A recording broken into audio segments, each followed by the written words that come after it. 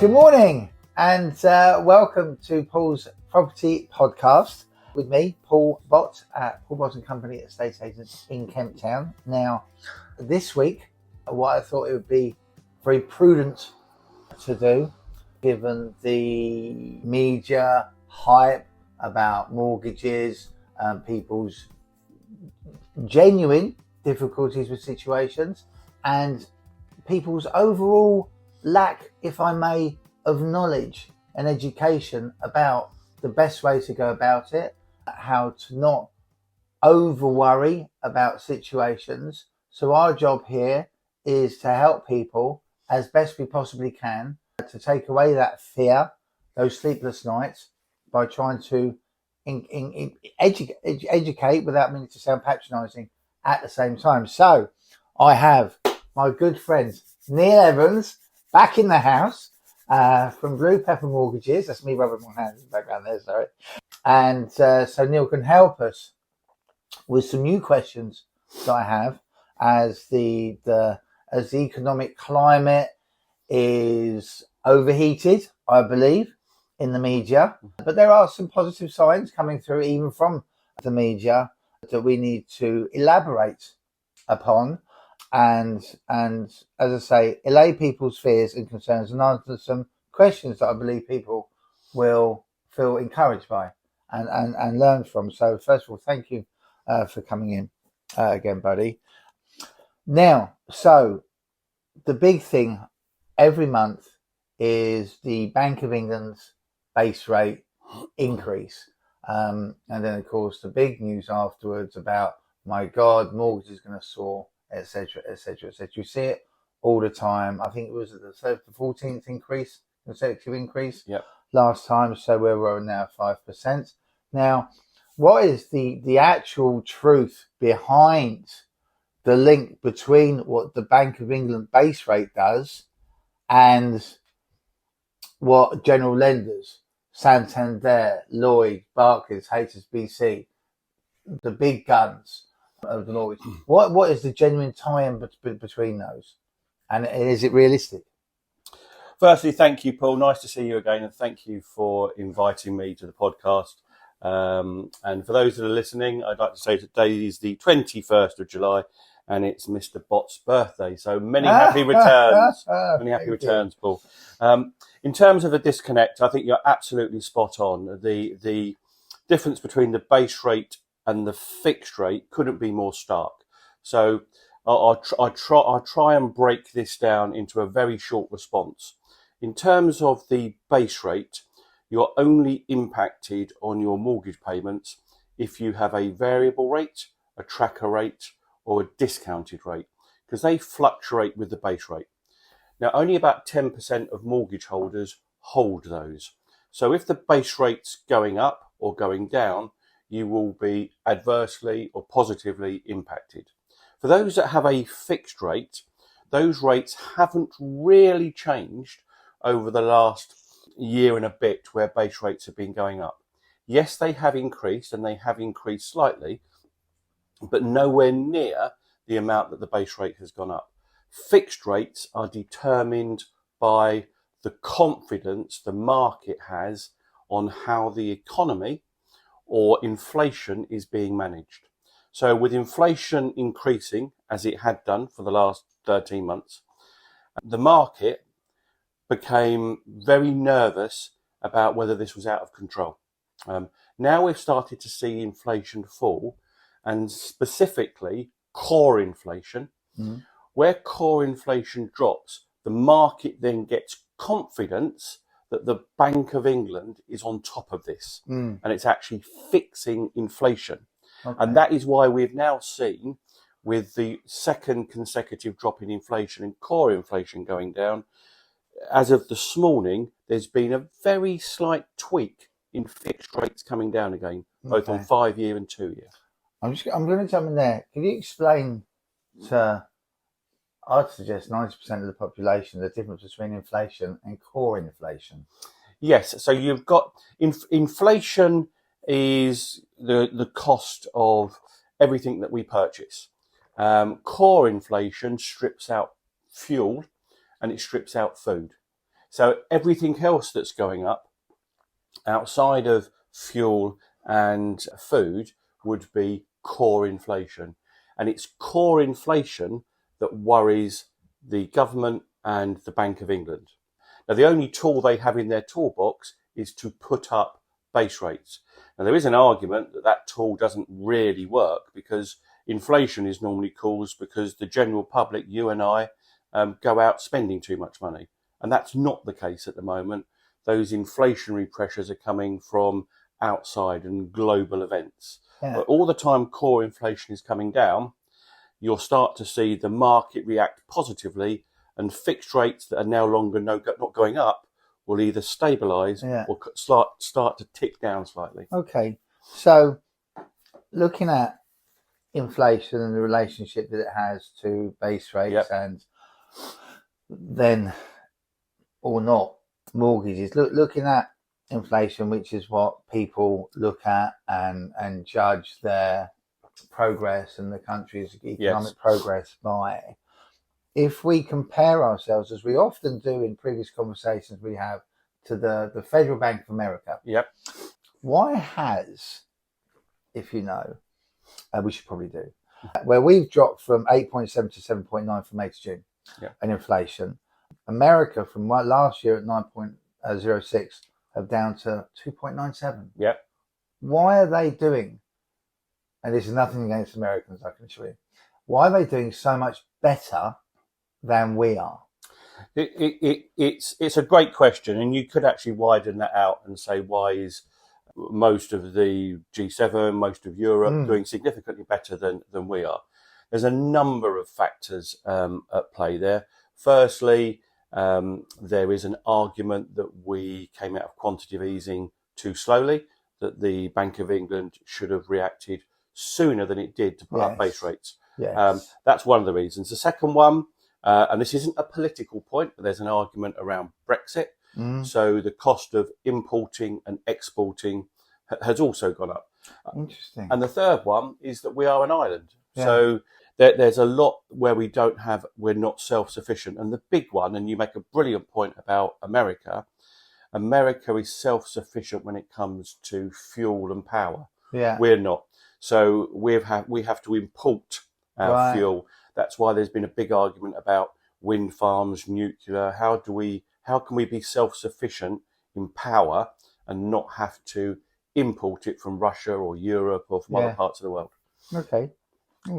So I was looking this morning, doing a little bit of research, not to try and catch you out by any stretch of imagination, but looking at predictions for interest rates and hoping that these predictions other people are looking at, because I'm sure and I know for a fact that I'm not going to name names, obviously, because I don't get sued today or upset the wife, but certain lenders aren't saying. So, I mean, the predictions that I looked at this morning is that overall, come 24, we should be looking at 4.25, come 25, 3.25 as a base and a general interest rate, so general fixed term, so to speak, obviously give or take a percentage or two. That said, I did a valuation last week, which I spoke to you about at the time, and the lady now, she's got a fixed rate, a low rate, especially like myself, till 2026. Okay. So what she did was put in with the lender's calculus online, incomes, expenditures, disposable incomes, and so on and so forth, as one normally would, and it came out at 8.7. You know how and that was what panicked her into calling me and saying, Paul, you know what we're worth, what we're looking to do. We wanted to a good long plan because this is what we're going to be having. And I said, no. Hold your horses. Let's do a little bit further research. Why? If on one hand predictions are saying, you know, come then by 25 we're looking at 3.25, a lender's turn around and say you're actually going to be on 8.7. Why are they doing that? What's the difference between the two? Yeah, you make a brilliant point, and we did discuss that, and I think I've got so many examples of where that's happened. lenders are obligated by law that when they write to customers saying that their fixed rates are coming to an end, they have to tell them what their monthly payment is going up to. Now, they have to give them their variable rate. They can't say, when you come off this fixed rate, you could have these offers. They have to do that separately. Yeah. So similar to your client, I had a client that was with a lender that was paying £1,300 a month. They got a letter in the post going in November, it's going up to £2,800. Absolutely scared the bejesus out of them, as you might expect. Yeah. They phoned me up. We shopped around. We found them another fixed rate, and it went up to £1,700. Yeah. Now, I'm not belittling the fact that it went up from 13 to 1,700. Yeah. That's still a massive increase. It was one that they could absorb by extending the term slightly. Yeah. And they could carry on with their lives. But Yeah. at 2,800, that would have been completely unachievable. Yeah. So if you get into a situation like that, talk to your agent, talk to your broker, and they'll be able to help you. Yeah. So where you just obviously said that they're coming to the end of their fixed term, their lender has to write to them and say, you're going to jump up to X amount. That's what they have to do. Is there a way around? Because we've got a number of people that are on market at the moment that have come to the end of their deal. Mm-hmm. So they're on this jumped up, this variable rate.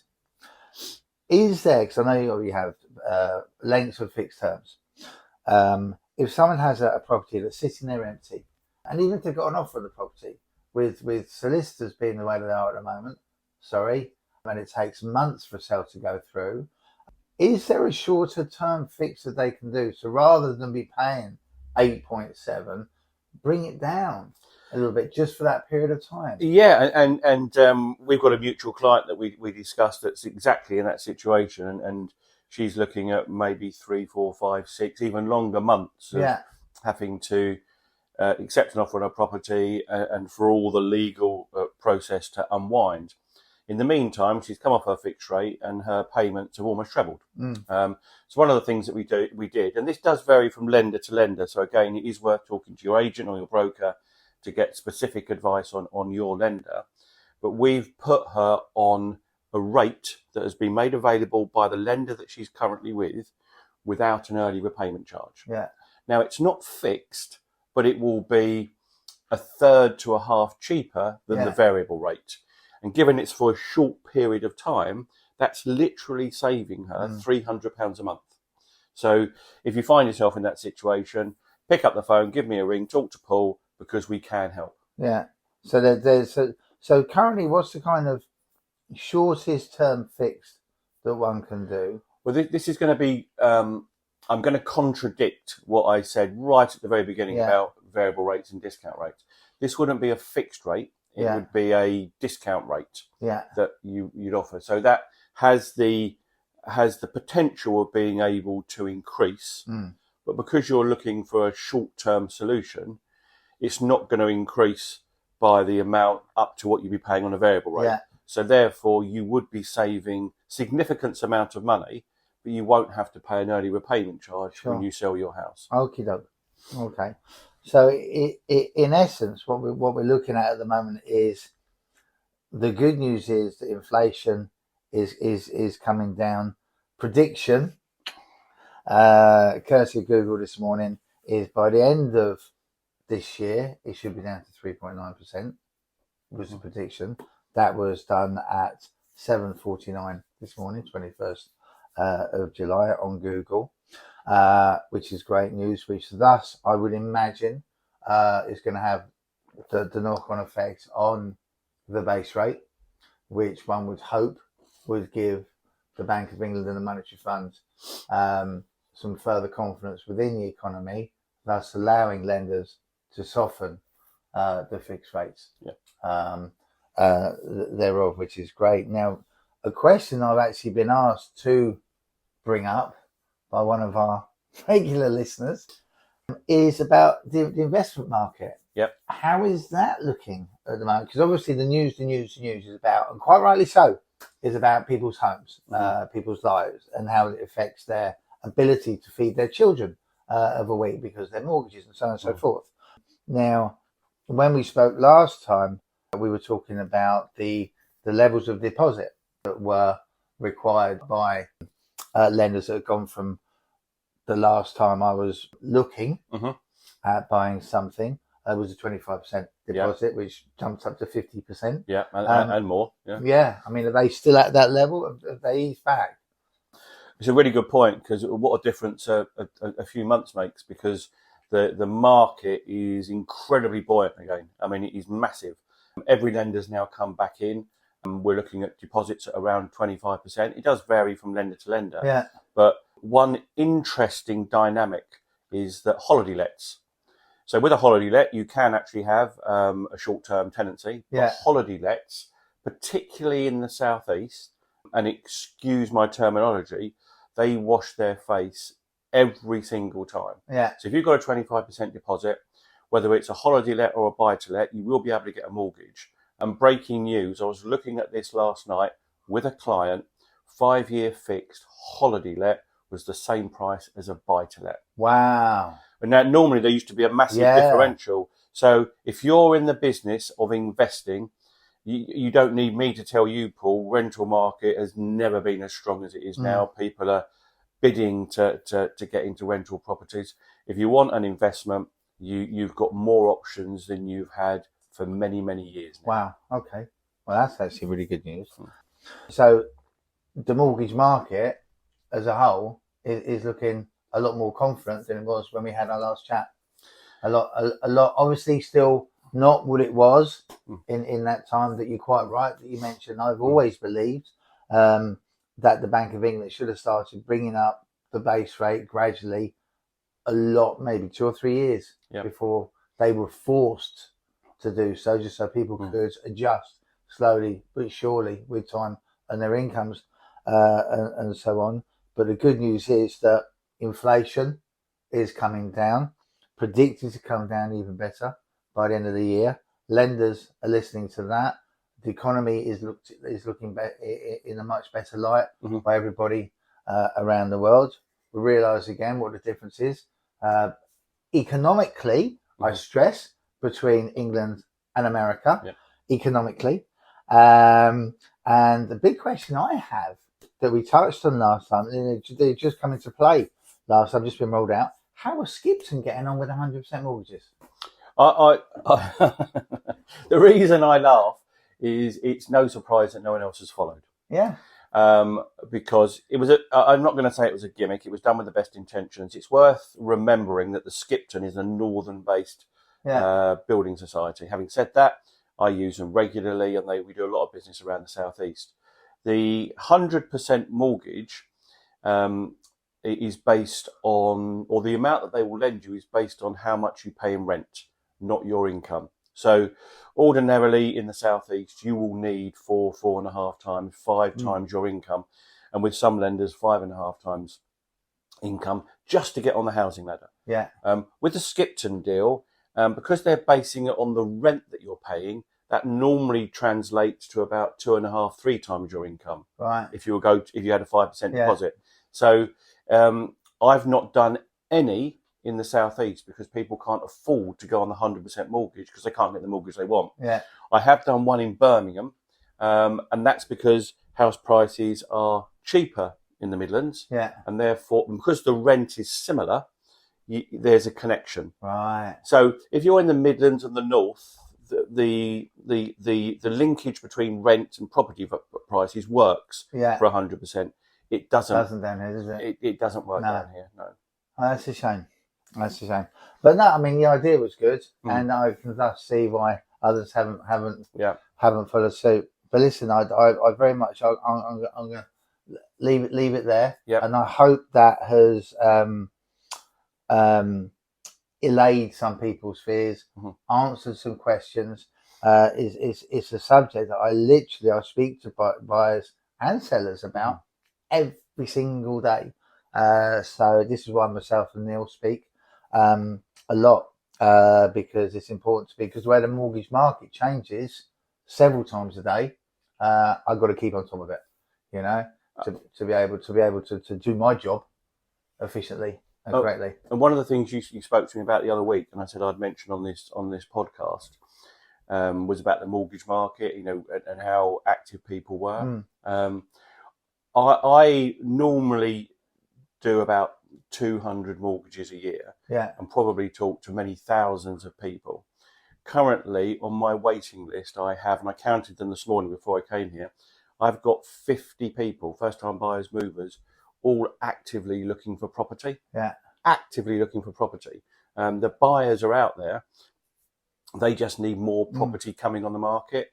And the thing that I'm telling them to do, and I would urge anyone listening to this podcast to do, don't rely on Rightmove. Pick up the phone, talk to your agent, tell them where you want to be, and they will be able to help you.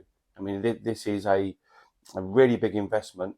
You're talking to your agent where you want to live. That's where you're going to find your property, because there's loads of people out there wanting to buy property. So if you're thinking of selling, talk to your agent. That's because we've mentioned that point a number of times, how a property that I was instructed upon yesterday, I'm not going to be able to get live photographs, floor plan, text, so on and so forth, for about 5 working days.